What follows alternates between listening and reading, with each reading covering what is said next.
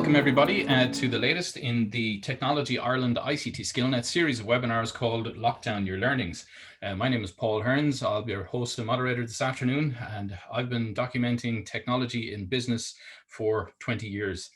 And this afternoon, we're going to be talking about maximising research, development and innovation supports across the entire project life cycle.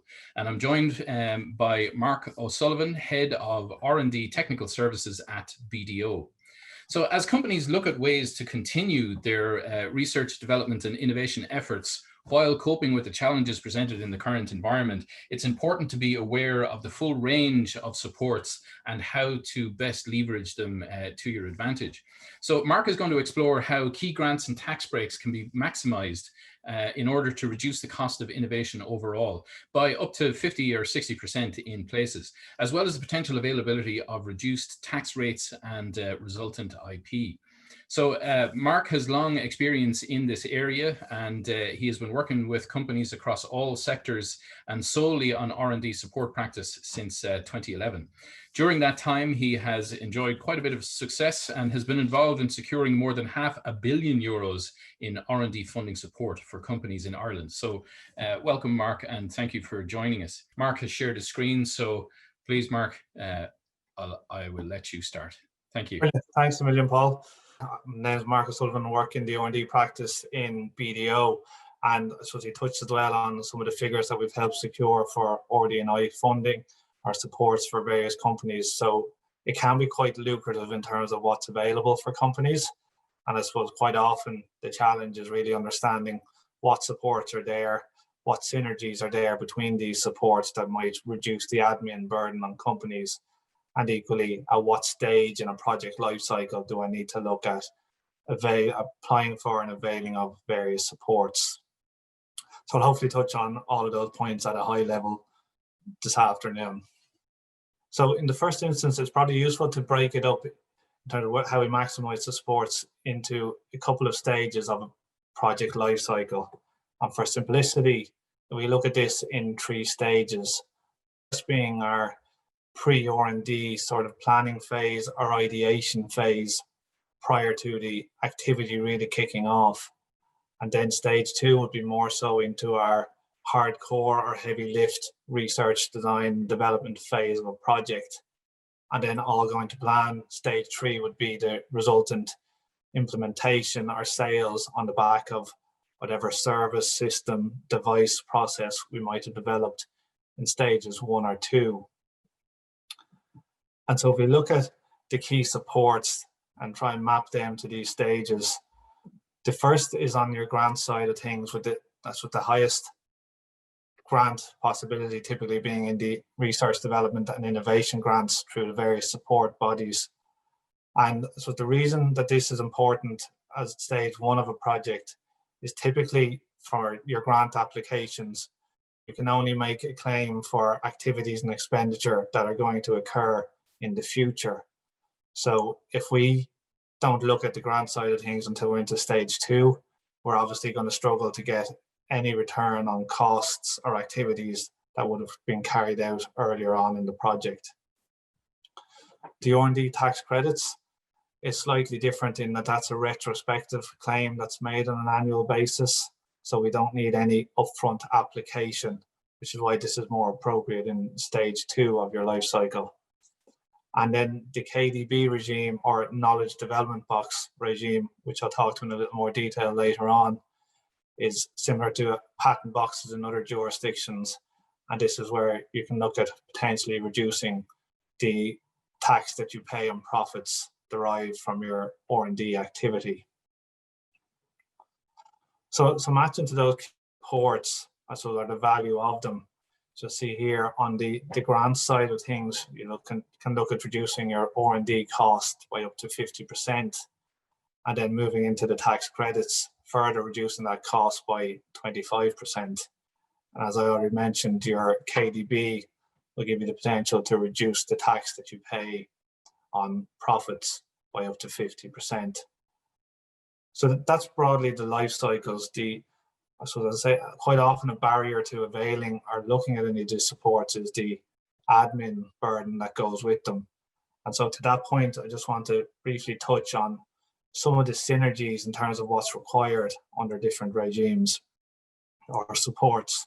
So you'll see from this brief, sort of quite high level table, if you're looking at applying for grants, R&D tax credits, or again, even down to the knowledge development route, there's a couple of fundamental things that you're going to need to be able to justify and document.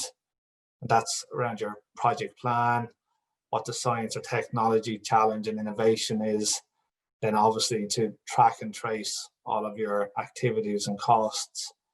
So if companies can get ahead of this and get those sort of systems embedded at the start of their support journey, they should be on a good road to be able to leverage what they do up front for a number of years across various regimes.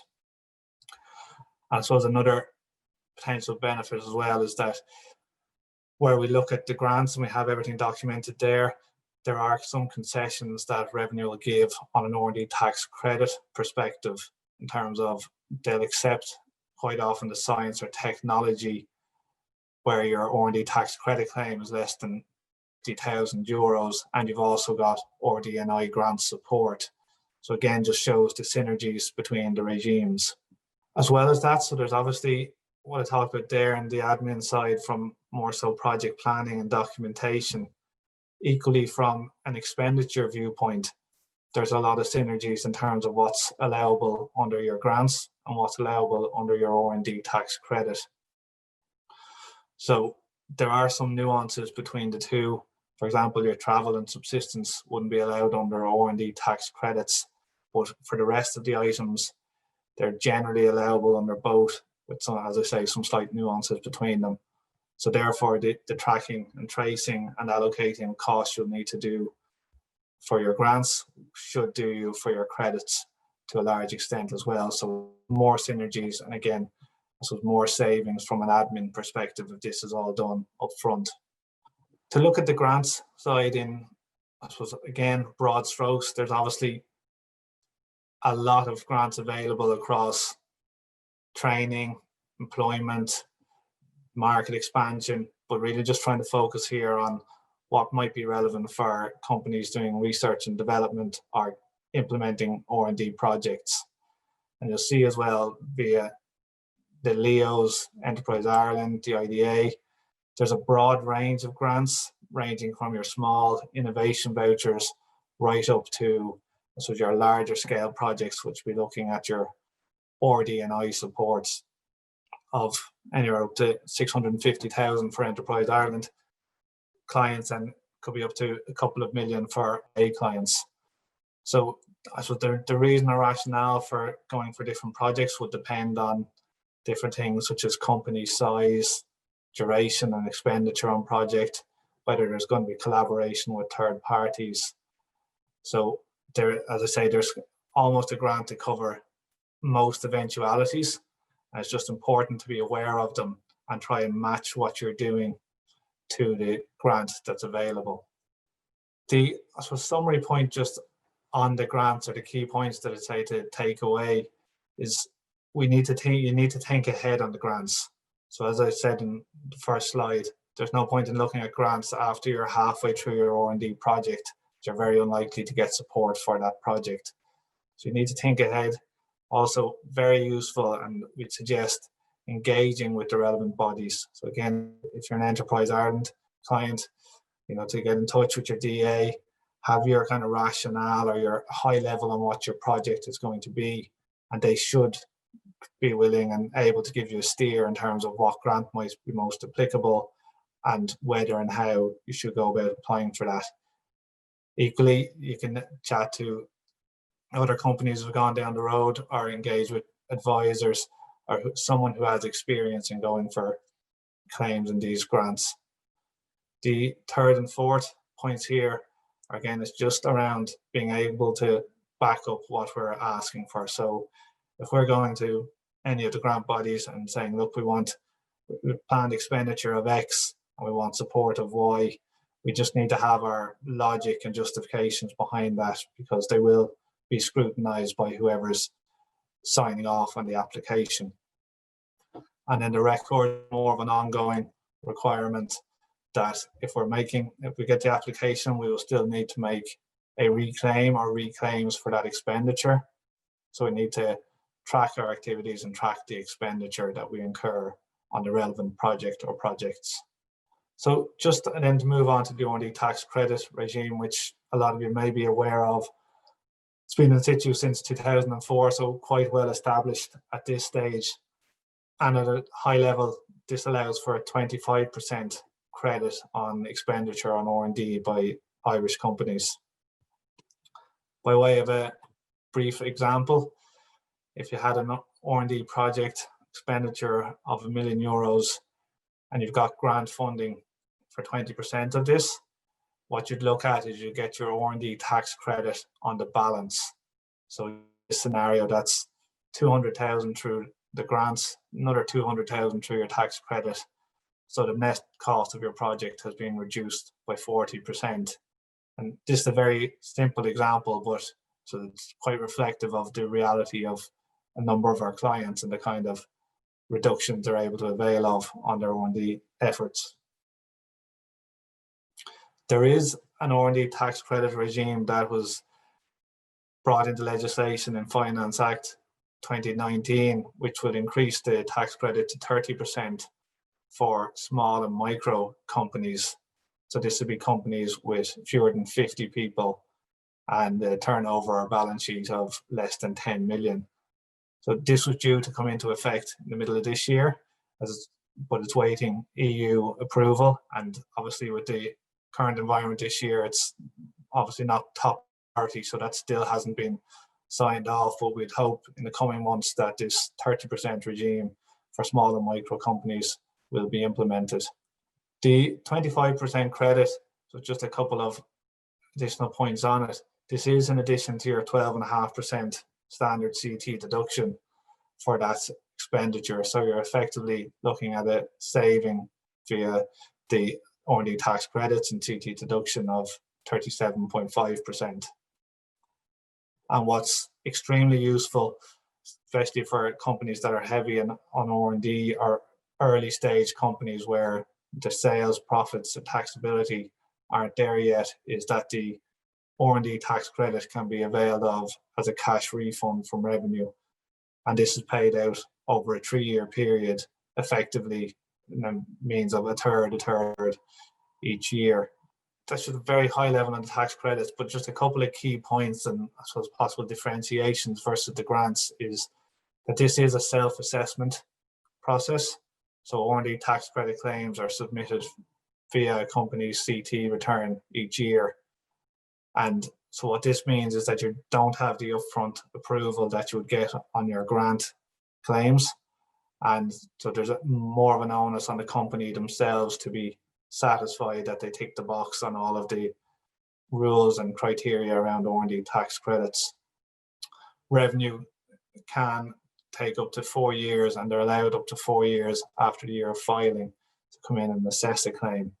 So it's again just to reiterate the importance of having all your applications, methodologies and records up to date and maintained on file for that duration of time. Another important point, and probably of relevance to some people on the call, if they're 31st of December year-end companies, that there is a stringent 12-month claim deadline. So that's 12 months from the end of your accounting period. And if the R&D tax credit claim isn't submitted via your CT return within that 12-month window, there's no opportunity to file an R&D tax credit claim later than that point. It's just very important to be aware of that. And then a final point is on subcontractor notifications. And I'm just raising this as it was a change in legislation that came into effect from the start of this year, that where companies are outsourcing R&D activity to unconnected third parties and want to claim those costs as part of their R&D tax credit claim. There's now a requirement that those contractors are notified in writing prior to paying the contractors that the company will be making a claim for those costs. So I say I'm only referencing that because it's quite a new change in legislation. But if anyone has specific queries or questions around that, I can answer them in the Q&A, or we can touch base afterwards on that point. So that's into stage 2 of your project lifecycle. And so if we're looking at stage 3 then, and our knowledge development box. So what this is really for, and it's what the aim of it is, to incentivize companies to carry on their R&D here in Ireland, which results in IP for the company, and then equally to exploit that IP from Ireland.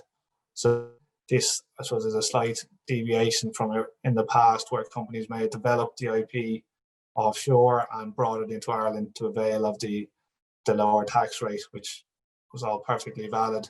But in the world at the moment, where we're looking at BEPS and OECD compliance, effectively to show substance to organizations and ensure that the tax rates are given where the activity is undertaken, this knowledge development box regime was brought in to try and solidify our position on that front.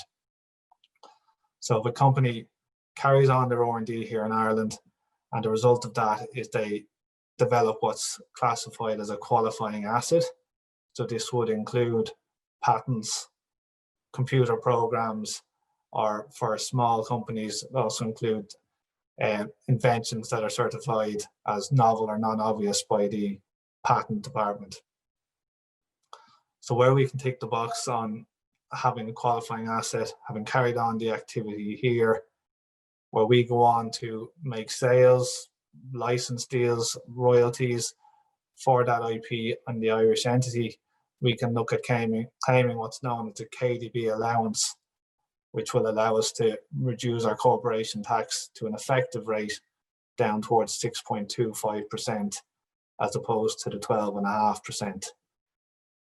So the key or summary points on the knowledge development box are, in line with the R&D tax credit, there is quite a stringent deadline, albeit in this case it's a 24-month window. So if you're a 31 December 2018 year-end company and feel the knowledge development box is of relevance for you, any claim would need to be made before the end of the year. The second point is that we need to have the qualifying asset that I just talked to, and we can chat a bit more to if needed in the Q&A. And then again, the third and fourth points, in line with our grants and credits, we just need to be comfortable and maintain the documentation around any allocations, methodologies, ensure we track our sales to that particular IP and things like that.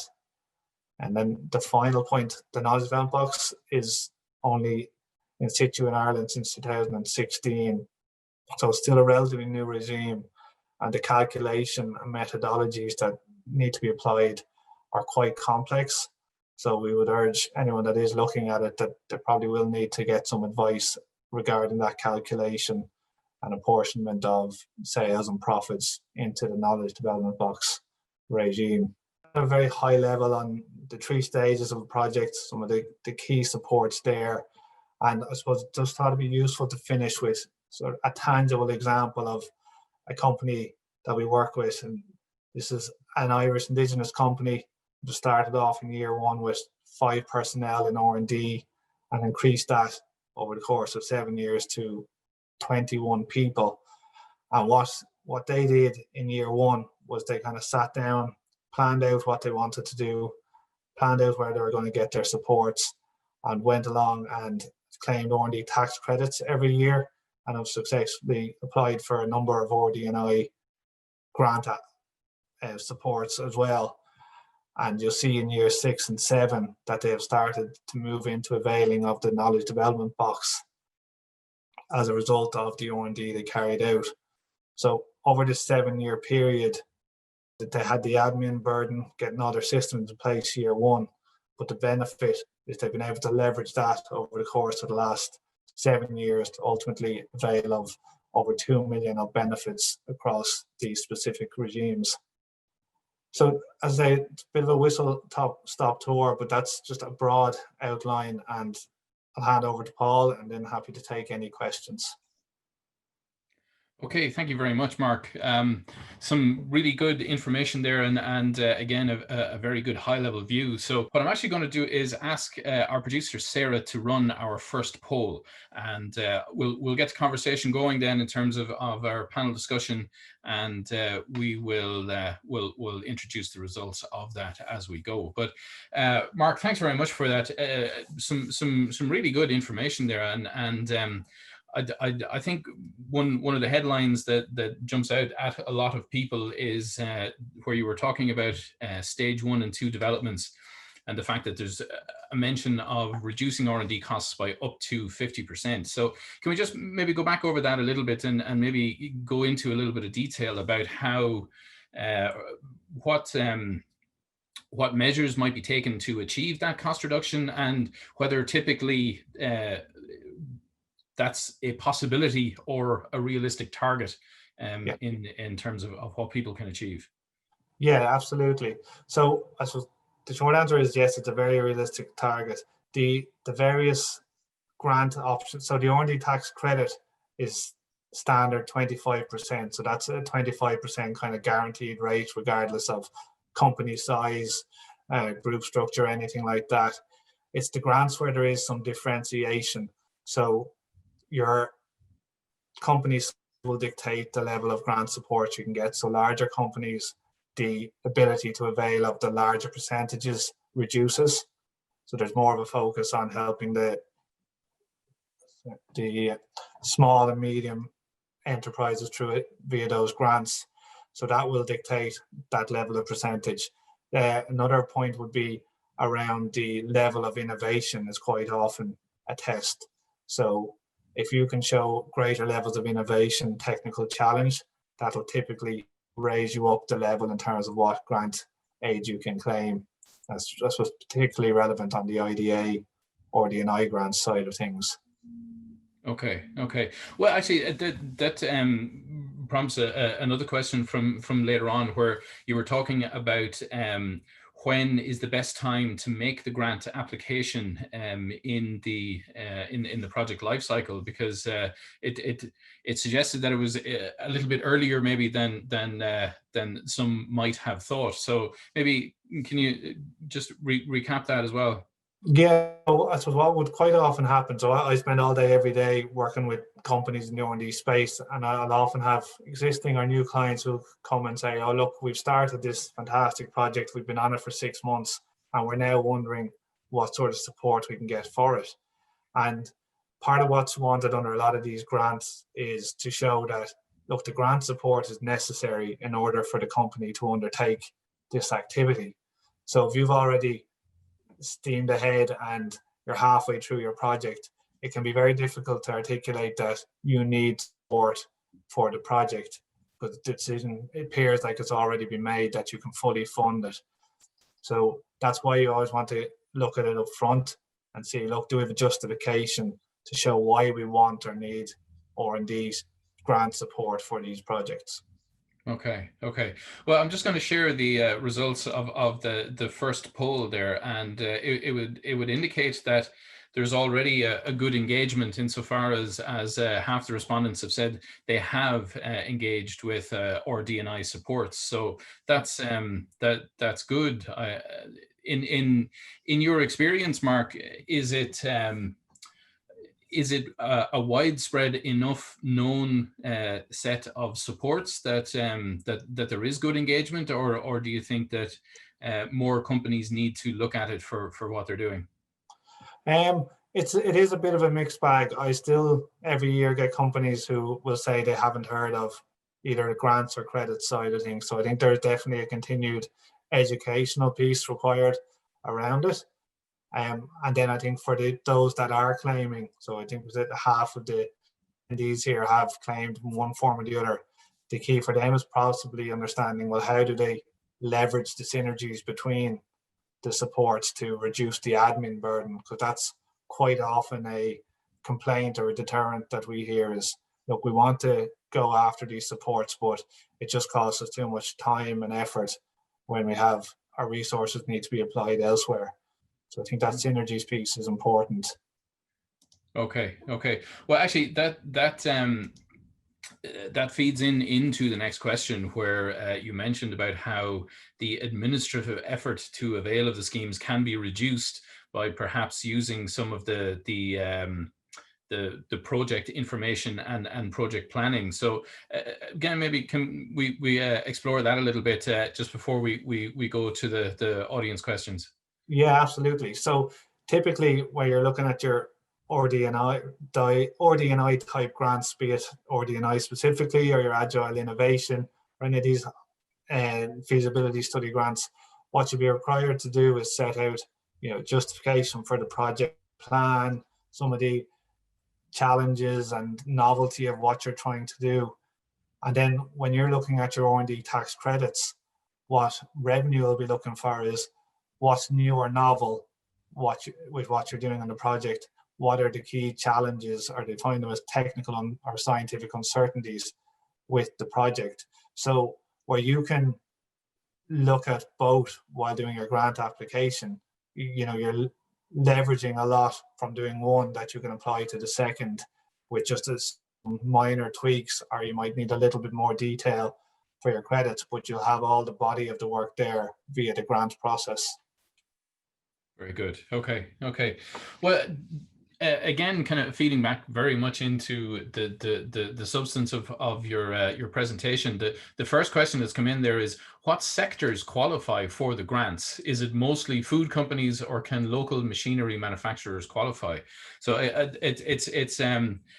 it's probably an indicative question of the fact that some companies may have a little bit of trouble understanding what applies, what they should explore looking for support for. So if we address that specifically first in terms of if there are sectoral issues, and then we'll look into what qualifies really as innovation that could be supported.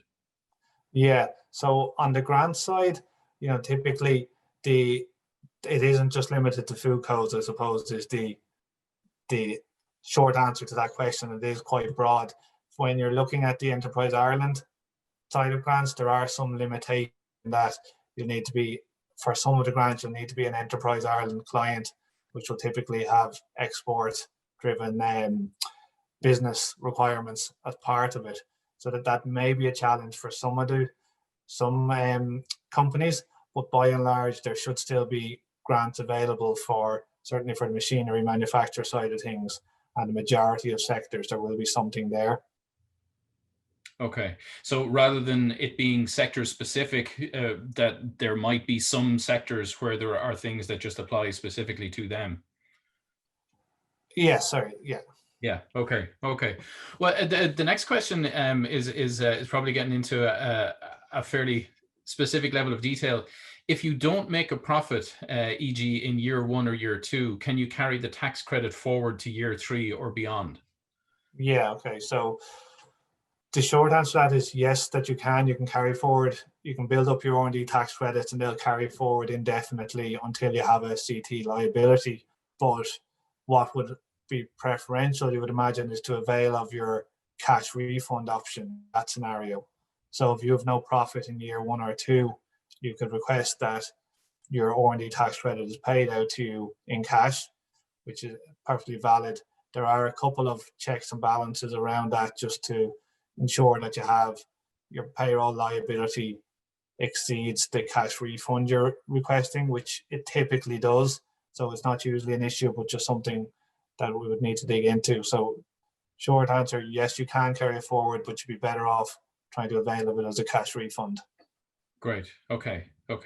Well, I think Sarah, if we could run the second poll then, and we'll deal with that in a moment. But again, just coming back to this idea of what qualifies, in your experience, do organizations struggle to properly identify the kinds of innovation or R&D that would qualify for these supports? So say in particular around, maybe process development or service development, outside of actual physical products.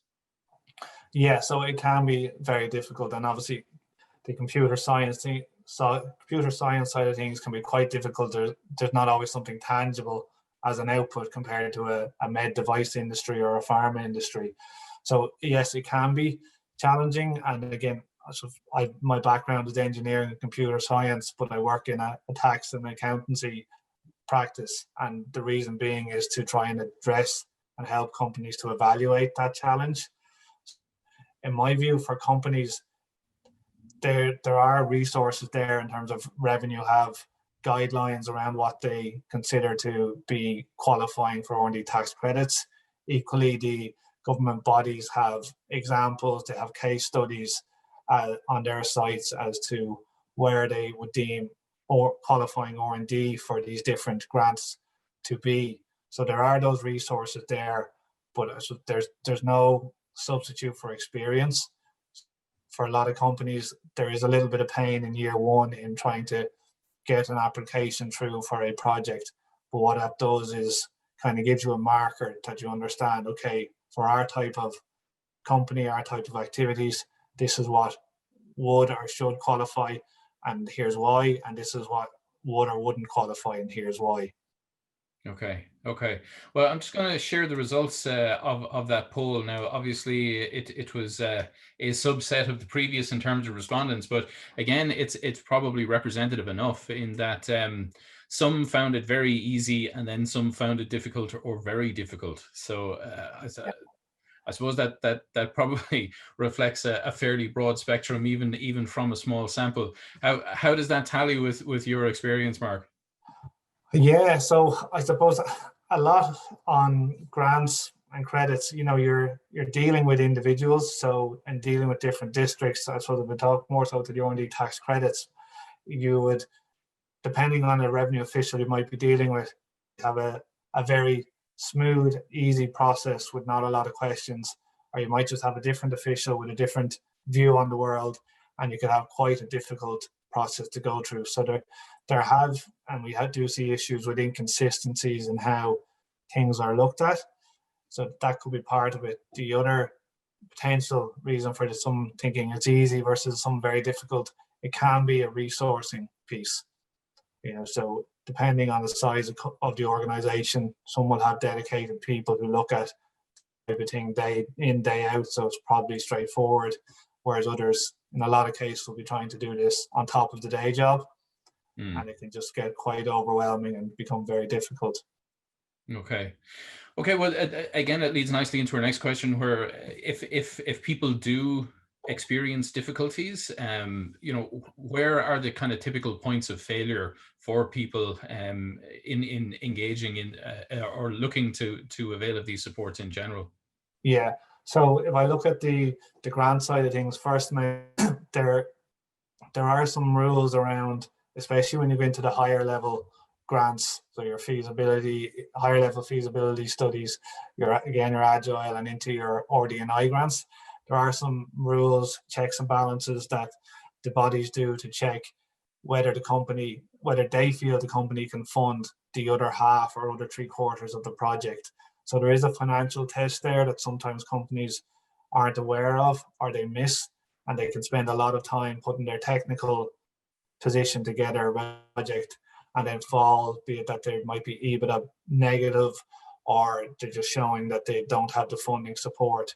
So that's one piece, and it's again why we advocate early engagement on the grant side of things, because either ourselves or Enterprise Ireland, the bodies themselves will tell you up front, based on your accounts, typically, look, we don't feel we can support you for this grant at the moment, come back in 6 months, or they might direct you towards a different grant.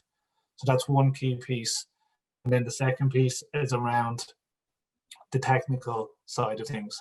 So be it that you haven't put forward or argued a strong enough case that there's technical innovation or challenge with what you're trying to do, and that can apply to the grants, but it's a major issue, or can be a major issue, on the R&D tax credit side of things. That's where we see a lot of challenge there. Okay. Just out of interest, is there a limit to the number of these that you can apply for at the same time? If a company is doing a lot of potentially innovative projects simultaneously, are there a limit to the number you can avail of in a time period or in parallel? No, so from the grant side of things, you can apply for a number of projects within one grant application quite often. So be it that it's a program, or even they have options where you can claim multiple projects under one application. So there's no issue on that side. And then on the tax credit perspective, you make the claim on your calculation on a per project basis, but that can be anything from one project up to 100 projects. So there's no limits on that side. Very good. Okay. All right. Well, just notice we're coming down on time now. So if anybody has any more questions, please do feel free to jump in.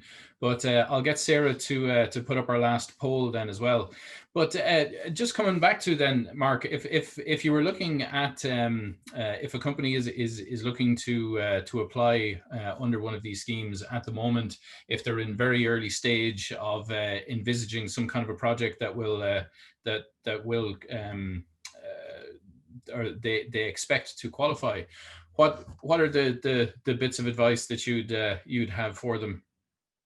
Yeah, so I think the key piece for me is, and it doesn't need to be extremely detailed, but just get your own plan together. So, a couple of pages just to set, or slides to set out, right, here's what we want to do as this project, a high level idea of the timelines and resources. So at least then, when you have those early discussions with the relevant support body, you, I suppose, can articulate and have some justification as to what you want to talk to them or engage with them about. Again, I have seen companies who will go to the bodies without really an idea of what they want, and they just say, look, we want grant support because we need funds, so you need to have a sort of planned approach to engaging with the bodies, and just make sure you have something documented will make your own life easier. Okay. Well, just to share the results of that poll, it seems that there is a fair intent to try and avail of these supports. So that's a good indication that there is an expectation for research and development and innovation over the next while, and from what you've outlined, there are a lot of supports that can be availed of, and a wide spectrum of work that would qualify. So I think that's very encouraging to see. Well, I suppose just to round out then, for an organization that may have already availed of some of these supports, what kind of advice would you offer to try and expand further and maybe improve their next application, or try and expand the scope of work that would qualify? Yeah, so the first obvious thing is, if you've been successful on the grant side, is to start exploring your R&D tax credits and your knowledge development box. And equally, if it's tax credits you're on, start exploring the knowledge development box. So it's just to make sure you tap into those three options. And then specifically within each, if you have been successful, you should have a reasonable platform then within the organization to understand what type of projects should qualify, what ones to put next, and what might be the next step to do is to say, well, how do you maximize your cost within those buckets? And again, I don't want to get into too much specifics, but just an example, there's subcontractor limits in terms of what you can apply for under R&D tax credits. So there might be a bit more planning around how do you maximize what you can include in that bucket versus maybe taking more activity in-house. So you could just get a little bit more nuanced in terms of maximizing within an application once you have one or two out of the way and understand the broad principles of them. Very good. Okay. Well, listen, thank you very much, Mark. That has been extremely enlightening, and I think it's given a very good overall picture, because I'm sure the overall knowledge of the range of supports and the range of work that would qualify for them is is probably a little patchy out there. So to get that full overview is great. So thank you very much for that, and thank you to everybody for the questions as well. Next week in the Lockdown Your Learning series, we're going to have Lavinia Morris from KBC Ireland, and she'll be talking about enterprise change and innovation, must-win battles for companies seeking value from the digital business model. So again, looking at the impact of digital change and what can be done to better coordinate efforts there. So for the final one in the series on the 10th of December, we're going to have Kieran Fennessy and Venkatesh Kannan talking about quantum computing and what it means for you. So it's going to be looking at a kind of a state of the art to see what the developments are in the development of quantum computers and where they are likely to have an impact on business technology. So that the two interesting sessions to come from there. So again, thank you very much, Mark, for that comprehensive coverage there, and thank you to everybody for the questions. Thanks to Sarah, our producer today. So hopefully we'll see you again at another Lockdown Your Learning sessions in the near future. So thanks everybody, and goodbye. Thanks for watching. If you enjoyed this webinar, please follow us on Twitter and LinkedIn to be kept up to date with all our news, events and programs. You can also subscribe to our YouTube channel for more videos like this one.